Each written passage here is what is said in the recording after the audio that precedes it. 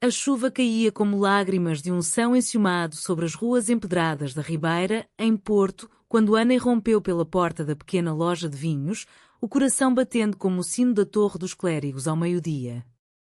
Traíste-me, Sofia? Dizes que és minha parceira nos negócios, mas andas com um homem pelas costas? O Porto inteiro sussurra sobre o teu namorado secreto. As palavras saíram como um fado rasgado, e quando entre as garrafas de Porto Tawny tremiam nas prateleiras de madeira envelhecida. Sofia, atrás do balcão de azulejos pintados à mão, congelou o copo de vinho que limpava escorregando das mãos e estilhaçando-se no chão como o vidro da confiança que se partia. Seus olhos, verdes como as vinhas do Douro, encheram-se de uma dor que Ana nunca vira e naquele instante, sob o aroma de uvas maduras e sal marinho do Atlântico próximo, o mundo das duas mulheres, tecidas de sonhos compartilhados e segredos não ditos, começou a desabar. Ana e Sofia haviam chegado a Porto há 5 anos, fugindo das sombras de Lisboa, onde as expectativas familiares pesavam como o granito dos edifícios pombalinos. Ana, com seus 32 anos, era a visionária, descendente de uma linhagem de vinicultores do Douro. Ela sonhava reviver o espírito das adegas familiares através de uma loja boutique na Baixa Portuense, um oásis onde o vinho não era mero comércio, mas uma ponte para histórias humanas. Seus cabelos castanhos, sempre presos num coque desleixado, e seu temperamento fogoso, herdado das mulheres fortes de Trás-os-Montes, faziam dela a força motriz. Sofia, 1 ano mais nova, trouxera a delicadeza, uma lisboeta de berço modesto, com formação em enologia da Universidade do Porto. Ela era harmonizadora, a que equilibrava os taninos ásperos da vida com toques de doçura. Seus olhos verdes, salpicados de sardas como as uvas moscatel, e sua risada suave como o fado de Amália, encantavam clientes de turistas ingleses a locais enraizados nas tradições. A Vinhas do Coração nascera assim, num prédio do século XVIII na Rua das Flores, com paredes forradas de retratos amarelados de vindimadores e um pátio interno onde, nas noites de verão, tocavam concertinas em festas improvisadas. Elas eram mais que sócias, confidentes nas madrugadas de inventários, cúmplices nas negociações acesas com importadores franceses e, no silêncio das provas de vinho, algo mais profundo brotara, olhares que se demoravam como o sol poente no rio, toques acidentais que aqueciam como fogo de lenha numa lareira de aldeia. Mas nunca haviam nomeado aquilo. Em Porto, terra de saudade e discrição, o amor entre mulheres era como o vinho do Porto, envelhecido em segredo, doce mas forte, temido pelo risco de azedar-se exposto ao ar. O rumor surgira como uma névoa do Douro. Um fornecedor de Vila Nova de Gaia, invejoso do sucesso delas, espalhara que Sofia fora vista num café da Foz do Douro com um namorado misterioso, um homem alto, de fato escuro, rindo com ela sob as luzes do mar. Ana ouvira de uma cliente habitual, a senhora Dona Rosa, viúva de um negociante de cortiça, que cochichara durante uma prova de colheita. Cuidado, minha querida, as parcerias de negócios são frágeis como o vidro de Mursa. Ouvi dizer que a tua Sofia tem um homem agora. Um advogado de Braga, pelo que contam. O ciúme de Ana, que sempre fora uma serpente adormecida no peito, acordara furioso. Não pelo negócio, a loja prosperava, com encomendas de hotéis boutique e críticas elogiosas no jornal de notícias, mas pelo coração. Pois Ana amava Sofia, amava-a desde o dia em que, na vindima de 2020, elas haviam dançado sob a lua cheia nas encostas do Vale do Douro, mãos sujas de mosto, corpos colados no ritmo de uma canção popular. Naquele dia chuvoso de outono, com o vento uvando como um lobo das serras de Gerês, Ana confrontara Sofia não por provas, mas por medo. O medo de perder o que nunca tivera de todo. Sofia, ajoelhando-se para recolher os cacos do copo, ergueu o rosto molhado, não só pela chuva que entrara pela porta aberta, mas por lágrimas que traíam uma ferida mais antiga. Ana, como podes acreditar nisso? Eu nunca. Ele não é um namorado. É o meu irmão, o Miguel, que veio de Lisboa para me apoiar. Ele está doente, Ana. Câncer. veio para cá para os tratamentos no IPO e eu não te disse porquê. Porque tenho medo de ser fraca aos teus olhos. A voz de Sofia quebrou-se, e quando o lamento de um fado de Coimbra, e Ana sentiu o chão mover-se sob os pés, como se o próprio Porto, com suas pontes e túneis, desabasse. O silêncio que se seguiu foi pesado como nevoeiro matinal no Rio Douro. Ana, ainda ofegante de raiva, estendeu a mão para ajudar Sofia a levantar-se, mas esta recuou, os olhos faiscando com uma mistura de dor e acusação. E tu? O que és para mim, Ana? Uma sócia? Uma amiga? Ou algo que negas porque o mundo de Porto ainda julga os nossos amores como vinho contrabandeado?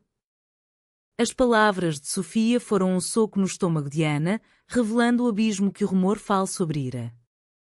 Não era só sobre o irmão, era sobre anos de silêncios cúmplices, de noites em que dividiam o vinho e as confidências no pátio, mas nunca os lençóis ou as promessas. Ana, criada numa família católica onde o amor era heteronimo e o destino traçado como as linhas do metro do Porto, sempre recuara ante o precipício da verdade. Eu pensei que eras tu a traidora, mas sou eu que traí o que sinto. Sofia, eu amo-te. Não como sócia, mas como se fosse o meu Porto inteiro, as ruas, o rio, a saudade que me invade quando estás longe. Mas o dano estava feito. O rumor espalhara-se como fogo em palha seca. Clientes fiéis, como o grupo de anófilos da Associação de Vinhos do Norte, começaram a sussurrar nas provas semanais, questionando a estabilidade da dupla. Um jornal local, o Porto PT, publicou uma nota breve sobre intrigas no mundo dos vinhos portuenses, aludindo a desentendimentos pessoais sem nomes, mas o bastante para que as encomendas caíssem 30% em 2 semanas. Sofia, exausta dos turnos no hospital ao lado do irmão e das noites em claro a gerir a loja sozinha, começou a distanciar-se. Precisamos de espaço, Ana. Para curar as feridas que este falso amor nos causou. Ana, sozinha na loja ao entardecer, bebia um copo de rubi solitário, olhando para o retrato da avó vindimadora na parede, e chorava pela primeira vez desde a morte do pai, há 10 anos. Os dias seguintes foram um tormento lento, como a fermentação do vinho verde que exige paciência para não azedar. Ana vagueava pelas ruas de Sedufeita, onde alugava um quarto modesto num prédio com varandas de ferro forjado, evitando a ribeira como quem foge de um fantasma. Porto, com sua alma melancólica, parecia conspirar contra ela. Nas escadas da livraria Lelo, tropeçava em casais de turistas beijando-se sem pudor. No mercado do Bolhão, reconstruído em glória moderna, ouvia vendedoras de queijo da serra comentando aquela loja de vinhos. Coitada, as donas brigaram por causa de um homem. O ciúme residual mordia a Ana como o azedume de um vinho mal envelhecido, e se o rumor tivesse um fundo de verdade? E se Sofia, pressionada pela doença do irmão, tivesse buscado consolo num homem, como as histórias antigas de amantes traídas nos romances de Camilo Castelo Branco? Enquanto isso, Sofia dividia-se entre o hospital de São João e a loja. Miguel, seu irmão mais velho, com 35 anos e um sorriso que ainda iluminava os quartos estéreis, insistia em visitas à Foz para respirar o mar, mas agora, enfraquecido pela quimioterapia, mal saía da cama no apartamento alugado na Boa Vista. Mana, conta-me da Ana. Ela é o teu porto seguro, não é? Não deixes que um boato te roube isso. Sofia, limpando o suor da testa dele com um pano bordado pela mãe, em Lisboa, sentia o peito apertar. Contara a Miguel, anos antes, sobre o amor que nutria por Ana, um amor tímido, florescido nas aulas de enologia, onde Ana era a aluna rebelde que questionava as tradições. Ela tem medo, Miguel. Medo do que o Porto diria, do que a família dela, ainda presa às missas na Sé, pensaria. E eu? Eu tenho medo de perder o negócio que construímos, o sonho que nos uniu. A loja, outrora um farol de alegria, tornara-se um túmulo de silêncios.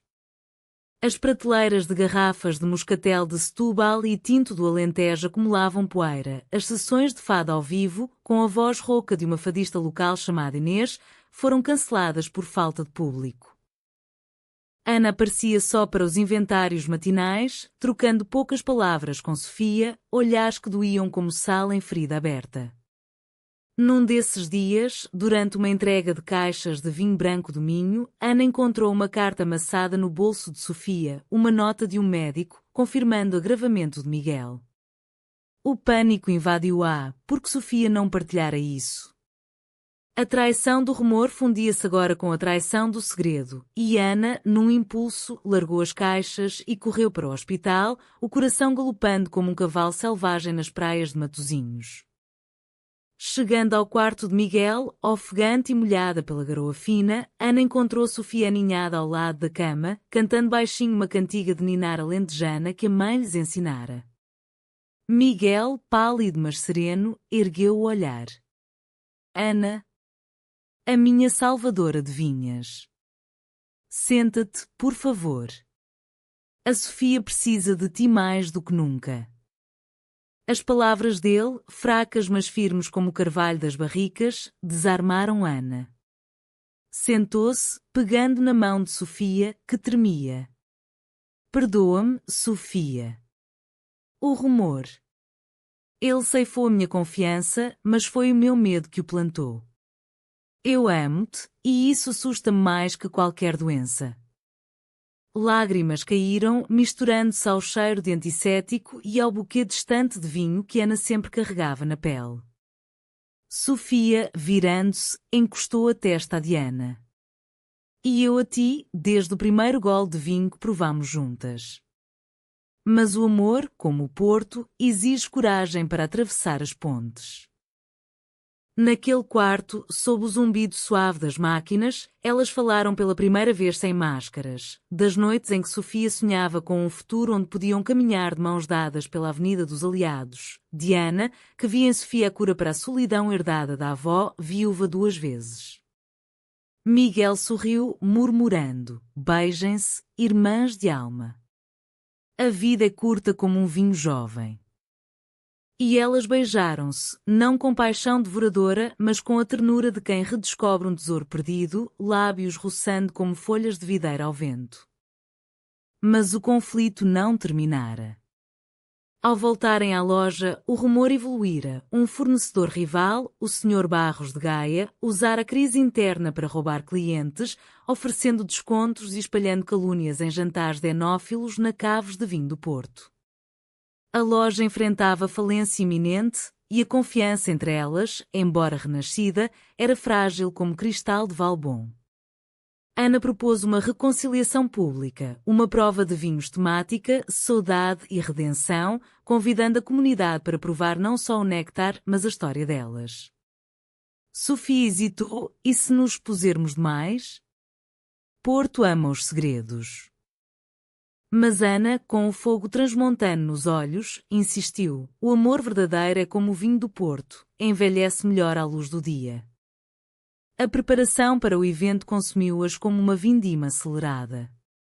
Ana acordava às 5 da manhã, negociando com produtores do Douro por telefone, sua voz ecoando nas ruas adormecidas de Miragaia enquanto o sol nascia sobre as caves de Gaia.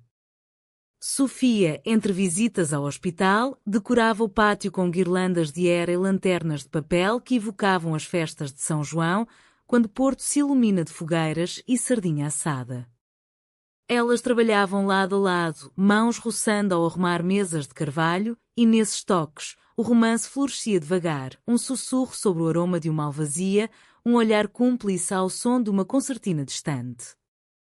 Sentes o buquê de amor nisso, brincava a Ana, erguendo uma taça, e Sofia ria, o som como sinos da igreja de São Francisco. Miguel, melhorando ligeiramente com uma nova terapia, insistiu em ajudar: mandai-me fotos da loja. Quero ver o império das minhas rainhas. Suas mensagens, cheias de humor seco como o vinho seco de Colares, uniam-nas mais. Mas sombras pairavam. Dona Rosa, a cliente fofoqueira, visitou a loja um dia, fingindo interesse num ruby vintage. Ouvi que o namorado da Sofia fugiu. Ou era tudo mentira? Cuidado, meninas, os homens complicam tudo. Ana, contendo o temperamento, sorriu friamente. Dona Rosa, os rumores são como vinho azedo, descartamo-os. Venha a nossa prova, verá a verdade no copo. A idosa, intrigada, prometeu comparecer e assim o burburinho começou a virar curiosidade. Porto, com sua veia cultural pulsante, respondeu ao convite como um rio que acolhe a maré. O Jornal de Notícias publicou uma peça curta, Vinhas do Coração, uma noite de saudade e vinhos em tempos de crise, destacando a resiliência feminina num mundo de barões do vinho. Turistas de Espanha e França reservaram lugares. Locais como Inês, a fadista, ofereceram-se para cantar Estranha Forma de Vida, de Amália, adaptada para o tema de redenção. Ana e Sofia, na véspera, sentaram-se no pátio sob as estrelas, partilhando um Porto 10 anos. Se isto falhar, perdemos tudo, murmurou Sofia, a cabeça no ombro de Ana. Então perdemos juntas, respondeu Ana, beijando-lhe a têmpora, o gesto carregado de promessa. O dia da prova amanheceu claro, o céu azul como os azulejos da Capela das Almas. A loja transbordava, mesas com queijos da Serra da Estrela, alheiras de caça e pastéis de godinho, garrafas reluzindo sob luzes quentes. Às 7 da tarde, o pátio encheu-se. Dona Rosa chegou com um lenço de renda, o Sr. Barros espreitava de longe com ar azedo. Ana subiu a um banquinho improvisado, microfone na mão como uma poetisa de Saramago. Boa noite, família de Porto. Esta noite não provamos só vinho, provamos corações. Um rumor falso quase nos destruiu, como uma geada no Douro. Mas a verdade, o amor verdadeiro, entre sócias, amigas, amantes, cura como o sol da vindima. Levanto a taça, Sofia, minha parceira em tudo. O aplauso foi morno no início, mas cresceu quando Sofia se juntou, voz trêmula, e a todos vós, que nos deste confiança de volta. Provei conosco, o tawny para a saudade, o branco para a esperança. Inês começou a cantar, sua voz grave preenchendo o ar com lamentos que tocavam a alma portuense.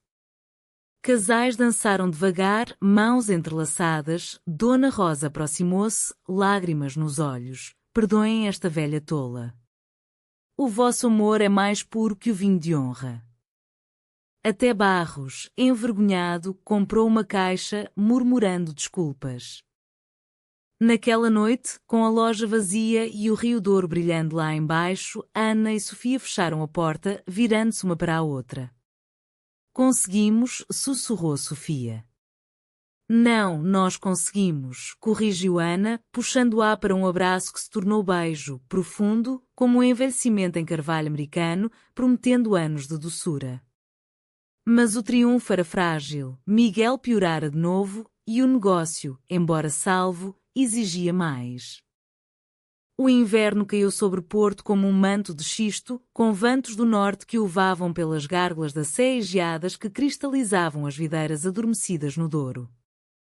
A prova de vinhos marcaram o renascimento, mas a vida, como um vinho complexo, reservava camadas amargas. Miguel foi readmitido no hospital, desta vez com prognóstico sombrio. Os médicos falavam em meses, não anos. Sofia, com olheiras profundas como as caves de Gaia, passava noites ao lado dele, lendo-lhe poemas de Sofia de Melbreiner, cuja voz ecoava o mar de Setúbal que ambos amavam. Mana, não me deixes partir sem ver-te feliz, implorava ele, apertando a mão dela. Promete-me que dirás a Ana tudo o que sentes, sem reservas. Ana, sentindo o peso da ausência de Sofia na loja, mergulhava no trabalho com fúria. Expandia o catálogo com vinhos biológicos do Dão, negociando com cooperativas em Viseu via videochamadas que a deixavam exausta. Clientes notavam a mudança. Onde está a Sofia? Os vossos vinhos parecem solitários. Ana sorria, mas por dentro, o ciúme renascia, não do rumor antigo, mas do tempo que a doença roubava. Ela está com o irmão, respondia, mas as noites sozinha no quarto de Sedufeito eram torturas de insônias, onde imaginava Sofia desabando nos braços de enfermeiros compassivos, ou pior, cedendo à pressão familiar para encontrar um homem decente. O conflito irrompeu numa tarde de janeiro, quando uma nevasca rara cobria a ponte de Dom Luís I de Branco. Ana visitou o hospital sem avisar, levando uma garrafa de Porto Vintage e um cachecol tricotado pela avó. Encontrou Sofia no corredor, discutindo acaloradamente com a mãe, que viera de Lisboa num comboio alfa pendular. Mãe, não é assim. O Miguel precisa de paz, e eu. Eu amo a Ana. Não um homem, não um fantasma de expectativas. A voz de Sofia, alta e partida, parou Ana no limiar da porta. A mãe, uma mulher de 60 anos com o rosto marcado por rugas de preocupação e um rosário no pulso, virou-se. Amor? Isso é ilusão, filha. Em Portugal, as mulheres como nós casam, têm família. Não este desvio que o mundo moderno impõe. Ana entrou, o coração martelando. Senhora, com respeito, o amor não é desvio, é a essência, como o rio que nutre as vinhas. A discussão escalou, palavras voando como granizo. A mãe acusava Ana de seduzir Sofia, de arruinar o negócio com essas modernices. Sofia defendia, lágrimas escorrendo. Ana, ferida pela insinuação de manipuladora, retrucou com a dor da rejeição familiar que conhecia bem. Eu construí isto com ela, não para destruir. Miguel, ouvindo do quarto, chamou-as, voz fraca. Parem. A vida não é para brigas, mas para colheitas. Mãe, ama a tua filha como ela é, Ana, sê a âncora dela. A reconciliação foi árdua. A mãe de Sofia partiu no dia seguinte, num silêncio gelado, mas deixou uma carta. Se isto te faz feliz, que Deus abençoe. Mas cuida do teu irmão. Sofia, exausta, desabou nos braços de Ana no pátio da loja, nevando lá fora. Perdi tanto. A família, o tempo. Ana, embalando-a, sussurrou, não perdeste a mim. Vamos enfrentar isto juntas, como o vinho que resiste ao inverno para florir na primavera. Naquela noite, pela primeira vez, dividiram a cama no apartamento de Sofia na Boa Vista, não em paixão carnal, mas em ternura vulnerável, corpos entrelaçados sob cobertores de lã minhota, partilhando histórias de infância. Ana das vindimas com a avó, cantando ao relógio ao luar, Sofia das feiras de Lisboa, sonhando com horizontes além do Tejo. O negócio, ironicamente, floresceu na adversidade.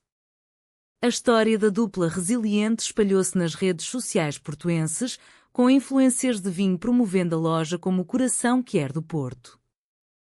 Encomendas de vinhos orgânicos duplicaram, uma parceria com a Quer Porto Festival surgiu para uma série de eventos culturais. Mas o verdadeiro teste veio em fevereiro, com o agravamento de Miguel. Ele pediu para ver o Douro uma última vez. Ana e Sofia organizaram uma viagem discreta, alugaram um barco rabelo nas Caves de Gaia, navegando o rio sob um céu cinzento. Miguel, embrulhado em mantas, provou um gole de vinho, perfeito. Como a vossa vida será. Lágrimas caíram no Douro, misturando-se às águas sagradas. A primavera irrompeu em Porto como uma declaração de amor, com jacarandás roxos florescendo nas avenidas e o aroma de magnólias misturando-se ao cheiro de pão fresco das padarias da Baixa. Miguel estabilizara, milagrosamente, com uma remissão parcial que os médicos chamavam de milagre do Douro. Ele regressara a Lisboa, mas prometeu visitas mensais, agora como padrinho honorário da loja. Cuide da minha mana, Ana. E digam sim uma à outra, antes que o tempo azede. Suas palavras, leves como espumante de bairrada, ecoavam nos corações delas. Ana e Sofia, fortalecidas pela provação, aprofundavam o romance com a delicadeza de quem cultiva uma vinha delicada. Manhãs começavam com cafés na confeitaria do Bolhão, mãos roçando sobre croissants, tardes na loja, onde inventavam rótulos personalizados, saudade partilhada, um blend de tintas que capturava o amargor e a doçura do seu caminho. À noite, passeavam pela Foz, pés na areia de Matosinhos, falando de futuro, expandir para um enoturismo no Douro, com estadias em quintas familiares ou simplesmente um lar próprio num prédio com vista para o rio, onde o amor crescesse sem rumores. Mas o passado, como fantasmas nas ruelas de Alfama, espera, de Porto, nas gôndolas do século XVII, não se dissolvia fácil. O Sr. Barros, rancoroso pela humilhação na prova, sabotou uma entrega, garrafas de vinho fino substituídas por lotes inferiores, causando queixas de clientes num jantar de gala no Palácio da Bolsa. O escândalo rebentou no Correio da Manhã, fraude nas vinhas do coração. Rival acusa dupla lésbica de negligência. A palavra lésbica, impressa em negrito, era a traição final, expondo-as ao escrutínio público que temiam. Telefones tocaram sem parar. Dona Rosa, agora aliada, defendeu-as num post no Facebook. Conheço-as há anos. São honestas como o vinho da minha terra. O confronto com Barros foi no Armazém de Gaia, sob o olhar das estátuas dos navegadores. Ana, furiosa, acusou: a tua inveja é mais podre que mosto azedo. Porquê? Porque duas mulheres constroem o que tu não podes? Barros, um homem de 50 anos com bigode grisalho e olhos evasivos, riu amargamente, porque o mundo dos vinhos é de homens, meninas. Vocês, com os vossos beijinhos, ameaçam a ordem. Sofia, ao lado de Ana, ergueu a voz com dignidade fadista. A ordem verdadeira é o amor, senhor. Prove o nosso vinho, sinta a cura. Barros, desarmado pela serenidade dela, confessou: fora contratado por um cartel maior de Lisboa, mas o remorso corroía. Desculpem. Tomem isto como reparação. Entregou documentos provando a sabotagem e assim a crise virou oportunidade. Processaram o cartel, ganhando indenização que salvou a loja e financiou a expansão. No auge do verão, com o sol dourado banhando a ribeira, Ana e Sofia celebraram o primeiro aniversário do Renascimento. Organizaram um piquenique no Jardim do Morro, convidando amigos, Inês com viola, Miguel de visita, Dona Rosa com os netos. Sob o céu estrelado, Ana ajoelhou-se, não com um anel de ouro, mas com uma garrafa gravada: para sempre, minha Sofia. Como o vinho que envelhece no coração. Sofia, chorando de alegria, aceitou, sim. Juntas, contra rumores e geadas. Porto testemunhou, discreto e acolhedor, o amor delas florescendo como as uvas na encosta. O outono retornou, mas agora com tons de redenção, folhas avermelhadas dançando nas brisas do Douro, como confetes numa festa de São Martinho, onde se prova o vinho novo com castanhas quentes. A Vinhas do Coração expandira-se. Um anexo na loja oferecia workshops de enologia Kier, atraindo jovens de todo Portugal e até de Espanha, que viam em Ana e Sofia ícones de resiliência. Miguel, em remissão plena, abrira uma pequena galeria em Lisboa, expondo fotos do Douro tiradas durante a viagem de barco. O Rio que Cura, chamava a série, dedicando-a às minhas salvadoras. Ana e Sofia, casadas numa cerimónia civil discreta na Câmara Municipal do Porto, com o prefeito como testemunha, e Dona Rosa lançar arroz como numa vindima, construíam um lar na Marginal da Foz. O apartamento, com janelas amplas para o Atlântico, enchia-se de toques pessoais, prateleiras de livros de José Saramago Sofia, garrafas de vinho envelhecendo na cava improvisada e um jardim de ervas que Sofia cultivava, recordando as hortas da mãe. O amor delas, agora nomeado nutrido, era diário. Manhãs de cafuné preguiçoso, tardes de debates acesos sobre blends de vinho que terminavam em risos, noites de fado caseiro onde Ana tentava cantar, desafinada mas sincera, e Sofia corrigia com beijos.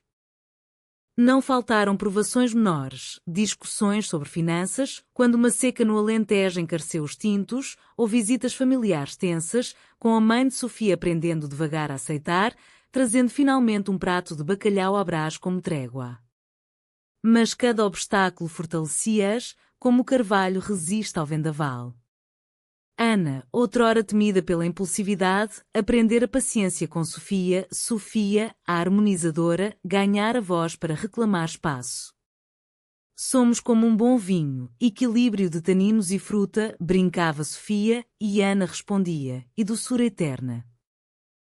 Numa noite de novembro, com o Rio Douro refletindo as luzes da ponte, elas sentaram-se no pátio da loja, agora renovado com um mural de azulejos pintado por uma artista local, duas mulheres de mãos dadas entre vinhas.